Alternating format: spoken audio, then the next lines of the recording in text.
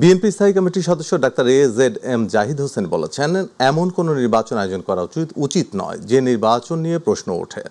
তাছাড়া জাহাঙ্গীরনগর বিশ্ববিদ্যালয় কেন্দ্রীয় শিক্ষার্থী সংসদ জাকসু নির্বাচনে কেবল ছাত্রদল নয়, অন্যান্য প্যানেলের বর্জনের পিছনেও নিশ্চয়ই কোনো কারণ রয়েছে বলে মন্তব্য করেন তিনি।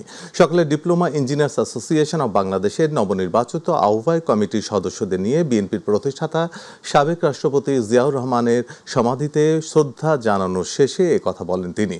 ডাক্তার জাহিদ বলেন, এমন প্রহসনমূলক আয়োজনের মধ্য দিয়ে স্বৈরাচারকে পুনর্বাসন করা হচ্ছে। বাংলাদেশকে পিছিয়ে দেওয়ার ও গণতন্ত্রকে বাধাগ্রস্ত করতে অনেক ষড়যন্ত্র হচ্ছে।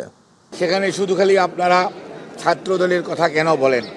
সেখানে বিভিন্ন প্যানেল, স্বতন্ত্র প্রার্থী, ইভেন শিক্ষকরা পর্যন্ত নির্বাচন থেকে অনেকেই সরে দাঁড়িয়েছেন।